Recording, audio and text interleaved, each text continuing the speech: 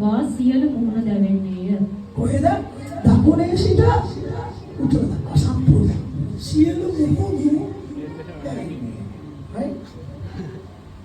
මාංශමය වූ සියල්ලෝද ස්වාමීන් වහන්සේ වන මා විසින් එය දැල්ලූ බව දකින්නෝය. එය නොනිවෙන්නේ යයි කීය. එය කවදාවත් නිවෙන්නේ නැහැ. හalleluya. හalleluya. උන්වහන්සේ අවුලන්නේ නොනිවෙන කෙනෙක්. ඉතින් මට තමයි ආලේම රසම සුදානම් කරාට මට තිබෙන්නේ නැහැ වචනයක්. ඉතින් මම යාඥානික ස්වාමීන් වහන්සේ වචනයක් දෙන්න. හරි? ඉතින් අපි සභාවේ සම්බෝධිය. එයා බණපොත් ලියන මගේ. එහෙම කියවල සමාවෙන්නේ නැහැ. හරි? මේ වචනේ ලියන කෙනෙක්. ඉස්සර අපි සභාවේදී රෝසිස්ටේ තමයි ඔක පටන් ගත්තේ. අපි සභාවට ලොකුටම ගෝ කරේ විශාන්තගේ නෝනා රෝසිස්ටර්. ඉතින් එයා ගාව සූකේස් පෙට්ටිය අවුරුදු 5ට දේශනාවක් සූකේස් පෙට්ටියක් එකක් ලියලා තිබ්බා. ඒ මම බයිබල් ස්ටඩි එකම මම දන්නේ නැහැ. එනවා හැම යාඥාවකට වෙනවා හැම නිරාහාරයකට වෙනවා. ඒ කාලේ සැලුන් එකක් කරේ සැලුන් එකේ බිස්නස් නෑ. සැලුන් එකේ මැස්සෝ අහනවා. හැබැයි ආ චර්ච් එකේ ඇවිල්ලා ඉඳ ගන්නවා. මේ හැම බයිබල් ස්ටඩි එකකම ආවා. ඒ තමයි ඉඳ ලියන්න මට ඉතින් මේ ඇය ලිව්වා සිසානුකා ලිව්වා. ඊට පස්සේ එතනින් සමාවේ සමානවට මේක බෝ කරා. ඊට පස්සේ අහම්බෙන් මහේසිදුව ලියන්න ගත්තා. ඊට පස්සේ ඒක බෝ කරා කොහෙද වෙන්නපුර සභාවට. right? ඉතින් වෙන්නපුර සභාවට කෙනෙක් මේක බෝ වෙලා එයා දැන් දේශනාවල් කියන්නේ මගේ අහන පාස්ටර් දැන් මාතරේ ලියනවා. මම වෙන්නපුරේ රාගමේ වෙන්නේ නැත්තේ. අනේ මම කිව්වා මම ඇයි ඒ දේශනාවක් මට ගන්න ඕන. මම කිව්වා එහෙම ලියන්නේ නැත්තේ. මම ඒවා අහවල් කෙනාගේ අනාගතේ වෙන කියලා දෙන කෙනා හරි ලියනවා. මම ඒත් ලියන්නේ කියලා. right? එතකොට කොහොම හරි ස්වාමීන් වහන්සේට ස්තුති වෙන්න සෙලම දවසේ සභාවට රාගම සභාවට ආවේ. ඒ සාක්ෂියත් එක්ක අපි යමු රාගම සභාවට ආවේ.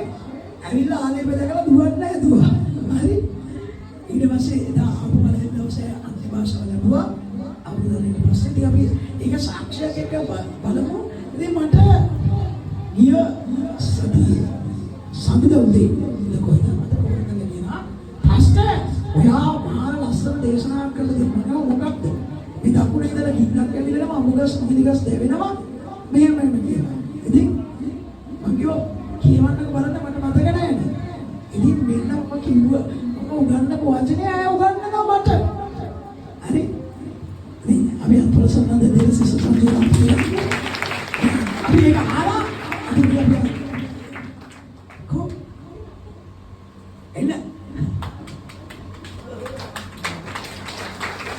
මුල් අවස්ථාවේ ඒ වගේම එදා දවසේ කෝල් කරලා ආපු අවස්ථාවේ විස්තර කරන්න. මට පාසාමිලව හම්බෙන්න මුලින්ම රාගම චර්ච් එකේ ඇත්තටම මට ආපු ගමම දුවන්න හිතුණා. කෑ ගහලා ජීජාත්නා කරනවා මම බලමු මේ මොකද්ද මේ කියලා. ඊට පස්සේ මට කොහොම හරි මම අමාරුවෙන් හිටියා. ඊට පස්සේ මට අදම අන්‍ය භාෂාවෙන් තිබුණේ කෙනෙක් නෙමෙයි. මම අවුරුදු 8ක් ගැලීම ලැබලා හිටියේ. ඊට පස්සේ අන්තිම යනකොට පාස් සමීර අත්තිපඩ පස්සේ අමුතු දෙයක් දැනුණා. ඒ වෙලාවට මට අන්‍ය භාෂාව ලැබුණා. ඉතින් මම පාස් සමීර වෙන්න අපේ චර්ච් එක පටන් ගන්නකොට ටික කාලයක් යනකොට ඇත්තටම මට පාස් සමීරගේ වචන ඇත්තටම තදින් හිතට දැනුණා කිසිම දේවදාසයෙක්ගේ අහපු නැති බලවන්ත වචනයක්. ඉතින් ඒ වචනේ තමයි මම ටිකෙන් ටික ජීවත් කරන්න ගත්තේ. ඉතින් අහම්බෙන් වගේ මාතර මහේෂ් අංකිත් මට හම්බුණා. ඉතින් එයාත් ඇත්තටම මට ගොඩාක් වචනේ තුලින් එයා මට ගොඩක් උදව් කරා. ඉතින් මම මේ වචනේ තුලින් ගොඩනැගලා යනකොට මට හිතුණා පාස් දවසක් වෙන්න අපේ දේශනා කරා අර එලීෂාගේ කතාවක් එලියා කියන්නේ එලීෂා කියන කවුද කියලා අහලා තිබෙන්නේ නැහැ. ඔච්චර අවුරුදු 8ක් මම චර්ච් ගිහිල්ලා මට ඒක දැනුමක් තිබුණා නෑ. කරා ඊට පස්සේ පාස්ට් එක කතාව කියනකොට මට හිතුණා අනේ මේ පාස්ට් සම්බේ වගේ මටත් උගන්වන්න පුළුවන් වුණා නම් මට කොච්චර හොඳද කියලා. මම ඒ ළඟ දෙවියන් වහන්සේගෙන් ඉල්ලුවා අනේ මට පාස්ට් සම්බේ වගේ වෙන්න ඕනේ කියලා උගන්වන්න කෙනෙක් වෙන්න ඕනේ කියලා. ඉතින් එදා ඉඳලම මහේෂ් නාන්දිගෙන් මම නෝට් එක දාගන්නවා. මම බලනවා මේ මහේෂ් හැම උදාහරණයක්ම දිනනවා. මටත් එහෙම යන්න ඕන කියලා. ඉතින් මම පාස්ට් සම්බේගේ ඒ උගන්වන ඒ ඔක්කොම රෙකෝඩින් කරලා මම මුළු පොතේම මම කටපාඩම් කරනවා. ඉතින් දෙවියන් වහන්සේට ස්තුතිවන්ත වෙනවා. මම අද දවසේ අද වෙනකොට මම අශෝක පුරාපේ ආරෝග්‍ය සභාවේ මම බයිබල් ස්ටඩි එකක් කරනවා. ඉතින් ඒ අද මම දේශනා කරන්න පුළුවන් මට්ටමකට දෙවියන් වහන්සේ මාව ගෙනල්ලා තියෙනවා. දෙවියන් වහන්සේ අනේක වරක් ස්තුතියි. මම ඇත්තටම බයිබල් එක ගැන කිසිම දෙයක් මම දන්නේ නැති කෙනෙක්. ඉතින් දෙවියන් වහන්සේට ස්තුතියි. ඒ වගේම දවසක් මේ පෙරේදා සම්දවසක මට හිතුණා දැන් අපේ බයිබල් ස්ටඩි එකක් දැන් හරුවද මට හරි කම්මැලි. ඒ නිසා මට හිතුණා මම හේෂණන්ගේ නෝට් වගේක් ටිකක් තියෙනවා ඒක බලන්න ඕනේ කියනකොට මට එකපාරට පෙරුණා මේ ගින්න එසකියල් පොතේ තියෙන මේ ගින්න ගැන. මම බලනවා මොකද්ද මේ ගින්න කියලා කිව්ව තේරෙන්නේ නැහැ. ඊට පස්සේ මම පාස්ටර් කෝල් එකකට පාස්ටර් මොකද්ද මේ ගින්නක් ගැන සඳහන් කරන්නේ කියලා. ඊට පස්සේ පාස්ටර් කෝ කියන්න පුතේ මට මේක පාට ඔළුවට එන්නේ නැහැ කියලා. ඊට පස්සේ එතන මහේෂණන් කෙලියක් තිබ්බා මහෝගනී ගස් තියෙනවා කෙසෙල් ගස් තියෙනවා එක එක වගේ ගස් තියෙනවා හැබැයි මොන ගස් තිබුණා ඒ සියලු ගස් මත ගින්නෙන් දැවෙන්න යනවා කියලා මට ඇත්තටම මේක හරියට ඔළුවට වැදුණා ඊට පස්සේ පාස්ටර් කිව්වා පුතේ මට ওই බයිබල් පදේ දාන්න මම ඕක දේශනා කරන්න මගේ හිතේ තියෙනවා කියලා ඉතින් මට ඒලා හැම සතුටුයි අපෝෂිත අර්ථනන්වහන්සේ මට ඒලාවේ කතා කරා ඒ වචනේ ඇත්තටම දෙවියන් වහන්සේ අනේක වාරක් සුදුසුමත් වෙනවා මොකද මාව පාවිච්චි කරලා දවසේදී මේ ආලේව මෙහෙතුනේ වචනේ කතා කරන්න ලැබීම ගැන අනේක වාරක් සුදුසුමත් වෙන ඇත්තට මේ වචනය තමාම අදට ජීවත් කරන ආත්මික මිනිස්සෙක් කරේ ඒ වචනේ Hallelujah, hallelujah. ඒ මහත්ම ස්වාමීන් නාමයට ස්තුති කරනවා. ඕරකම ශාන්ති මම පිටකල. ඕරමම ශාන්තේ. ඕරකම මම ප්‍රියන්තල. ඒ ස්තුති කරනවා ස්වාමීනි. ඒ උසස් නාමයට ඔබ ස්තුති කියන්න. ඕරමම ශාන්තේ. ඒ මාර්ගසක පතමේ. ඔබ නාම ඥානක සුදවියන් මහස්සයට ස්තුති කියන්න. ඕරමම ශාන්තේ අපි කෙනෙක් කියමු. ඒ වගේම ස්වාමීන් නාමයට ඒ උසස් නාමයට ඒ බලවත් නාමයට ඕරමම ශාන්තේ ස්තුති කරනවා ස්වාමීනි. ඕරමම ශාන්තේ ස්තුති ස්වාමීනි. ඕරමම ශාන්තේ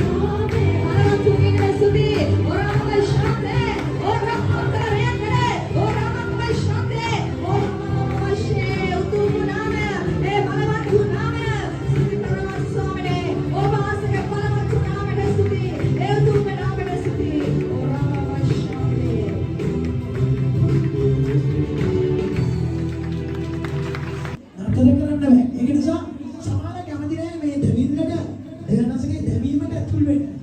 හලෙලුයා. සමාන අයට මේක දෙවීම දෙන්න ඕන බලහත්කාරයි. හරි?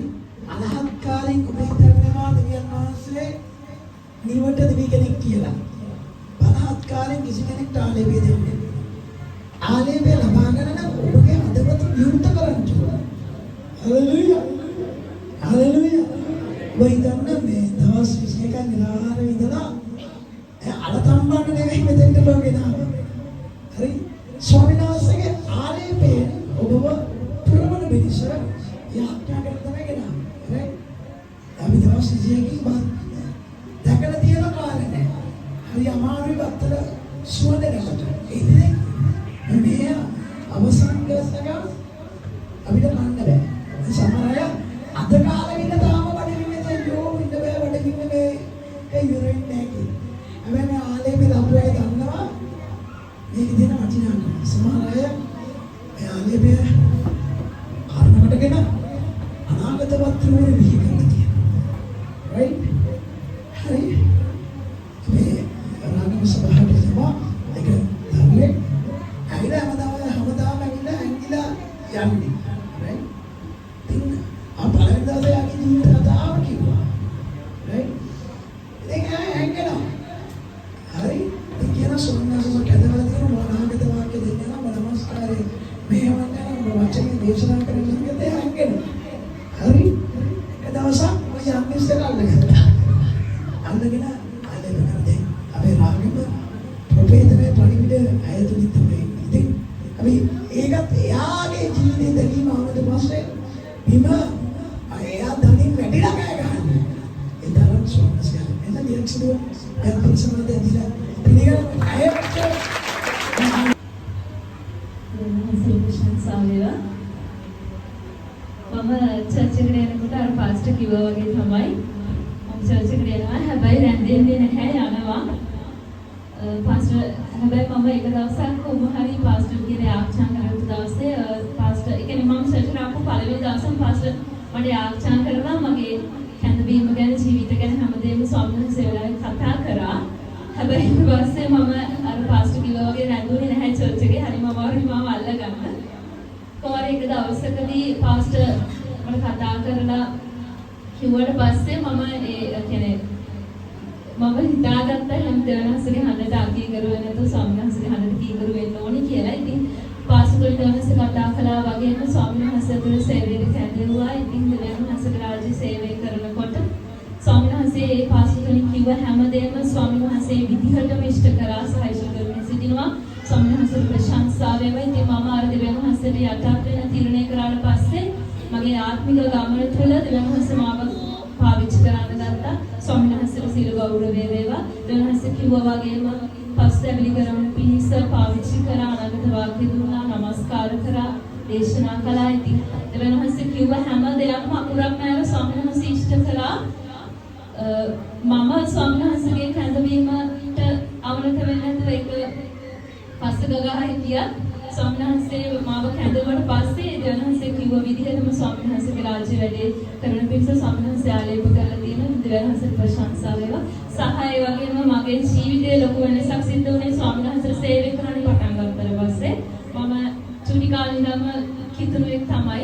චුටි කාලේ ඉඳන්ම චර්ච් ගියපු කෙනෙක්. හැබැයි වහන්සේගේ වැඩේ කරන තාක්කල් මගේ ජීවිතේ බ්ලොක් වෙලා තිබ්බේ ගොඩාක් පැතිකඩ වලින්. නමුත් වහන්සේට සේවය කරන්න පටන් ගන්නත් පස්සේ තමයි ආශිර්වාදෙන් දහස් වුනේ.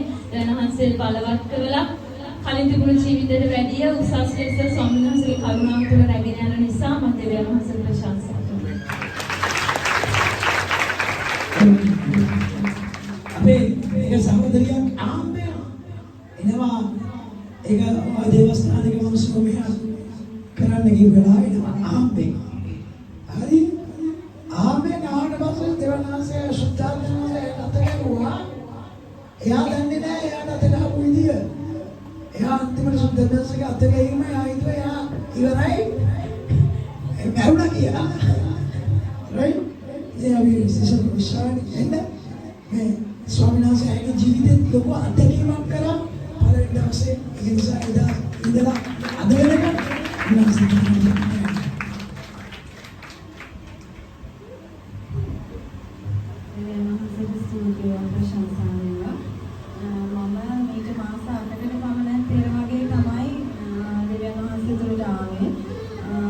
අද බෞද්ධ එතකොට බෞද්ධ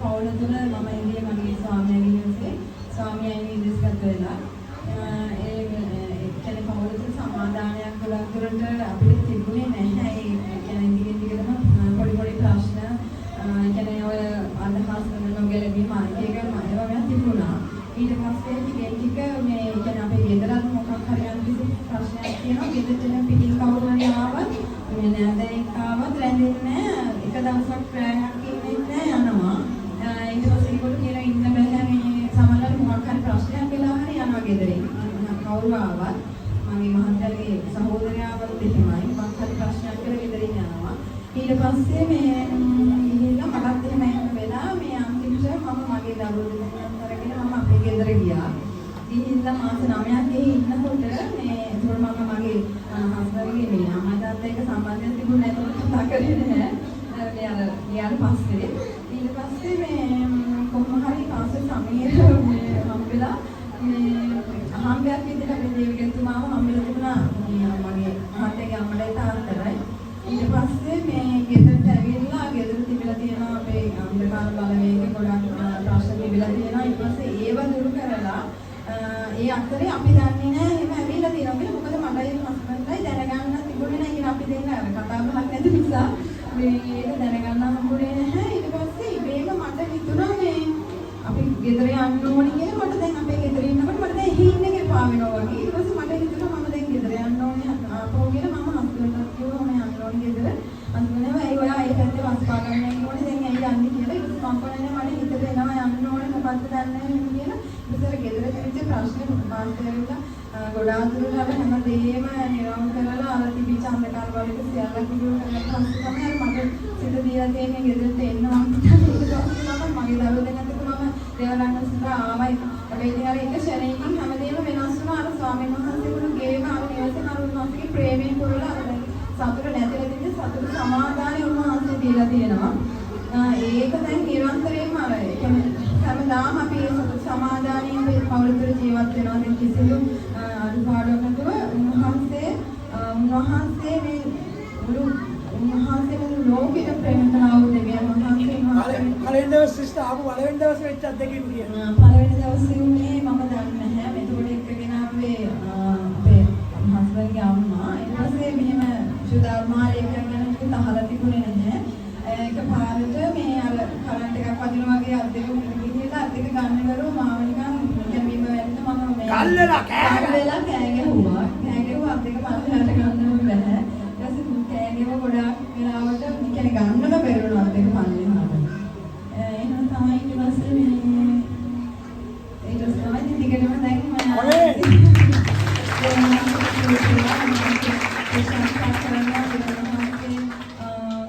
පුදුමාකාර ප්‍රේමණීය දෙවියන් වහන්සේ කෙනෙක් උන්වහන්සේගේ ශරීර පුත්‍රයා වන්න තරම් මේ ලෝකෙ උන්වහන්සේ ප්‍රේම කළා වූ දෙවියන් වහන්සේ මොකද උන්වහන්සේ තුල අදහ ගන්න සියල්ලන් විනාශ නොවි ගැලෙම ලබන පිරිස උන්වහන්සේ මේ ලෝකෙට ප්‍රේම කළා වූ දෙවියන් වහන්සේ ස්වාමීන් වහන්සේ සූර්ය ආමේන්